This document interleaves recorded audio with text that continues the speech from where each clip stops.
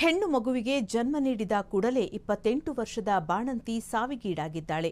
ಚಿತ್ರದುರ್ಗ ಜಿಲ್ಲಾಸ್ಪತ್ರೆಯಲ್ಲಿ ಈ ಘಟನೆ ನಡೆದಿದೆ. ಚಳ್ಳಕೆರೆ ತಾಲೂಕಿನ ಬೊಮ್ಮನಕುಂಟೆ ಗ್ರಾಮದ ಶಿಲ್ಪಾ ಮೃತ ದುರ್ದೈವಿ.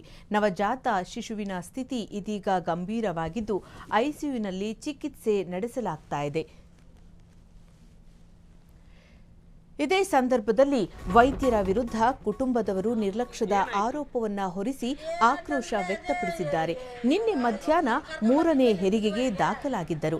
ನಾರ್ಮಲ್ ಹೆರಿಗೆ ಮಾಡಿಸಲು ಡ್ಯೂಟಿ ಡಾಕ್ಟರ್ ನಿರ್ಲಕ್ಷ್ಯ ವಹಿಸಿದ್ದಾರೆ ಎನ್ನಲಾಗಿದೆ. ಡ್ಯೂಟಿ ಡಾಕ್ಟರ್ ನಿರ್ಲಕ್ಷ್ಯ ವಹಿಸಿದ್ದರಿಂದ ಪಿಜಿ ಡಾಕ್ಟರ್ ಡ್ಯೂಟಿ ನರ್ಸ್ ಹೆರಿಗೆ ಮಾಡಿಸಿದ್ದರು ಎನ್ನಲಾಗಿದೆ. ಜಿಲ್ಲಾಸ್ಪತ್ರೆಯ ವೈದ್ಯರ ವಿರುದ್ಧ ಶಿಲ್ಪಾ ಸಂಬಂಧಿಕರು ನಿರ್ಲಕ್ಷ್ಯದ ಆರೋಪ ಮಾಡಿದ್ದು, ವೈದ್ಯರ ನಿರ್ಲಕ್ಷ್ಯದಿಂದಲೇ ಬಾಣಂತಿ ಶಿಲ್ಪಾ ಸಾವನ್ನಪ್ಪಿದ್ದಾಳೆ ಅಂತ ಆರೋಪಿಸಿದ್ದಾರೆ. ಜಿಲ್ಲಾ ಸರ್ಜನ್ಗೆ ಶಿಲ್ಪಾ ಕುಟುಂಬಸ್ಥರು ಇದೇ ಸಂದರ್ಭದಲ್ಲಿ ತರಾಟೆಗೆ ತೆಗೆದುಕೊಂಡಿದ್ದಾರೆ. ಇಲ್ಲಮ್ಮ ಸಿಜರಿಂಗನ್ನ ಮಾಡಿಕ್ರಿ, ಸಿಜರಿಂಗನ್ನ ಹಾಕಣ ಇದು ಆಗ್ತಿದ್ರೆ ಅಂದ್ರೆ ಇಲ್ಲ ಆಗ್ತೈತೆ, ಸಿಜರಿಂಗನ್ ಬೇಡ ನಾರ್ಮಲೇ ಆಗುತ್ತೆ ಅಂದ್ರು.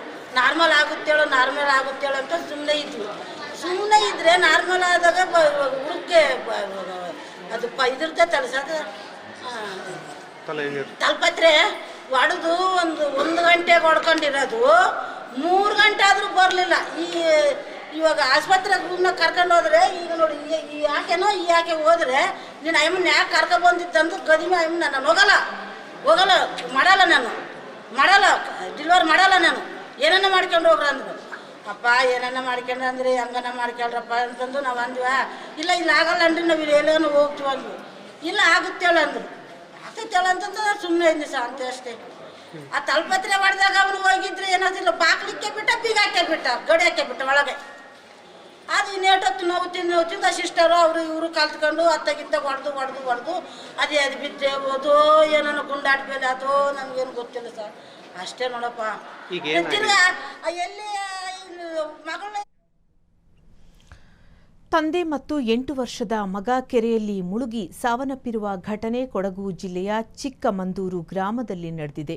ತಂದೆ ಶಿವಣ್ಣ ಮತ್ತು ಮಗ ಕೆಂಚ ಮೃತರು ಅಂತ ಗುರುತಿಸಲಾಗಿದೆ. ಆಟವಾಡುತ್ತಿದ್ದಾಗ ಕೆಂಚ ಆಕಸ್ಮಿಕವಾಗಿ ಹೂಳು ತುಂಬಿದ್ದ ಸರೋವರಕ್ಕೆ ಜಾರಿ ಬಿದ್ದಿದ್ದಾನೆ. ಕೂಡಲೇ ತನ್ನ ಮಗನನ್ನ ಉಳಿಸಲು ಶಿವಣ್ಣ ನೀರಿಗೆ ಹಾರಿದ್ದಾನೆ. ಆದರೆ ಇಬ್ಬರು ಹೂಳಿನಲ್ಲಿ ಸಿಲುಕಿಕೊಂಡು ಸಾವನ್ನಪ್ಪಿದ್ದಾರೆ.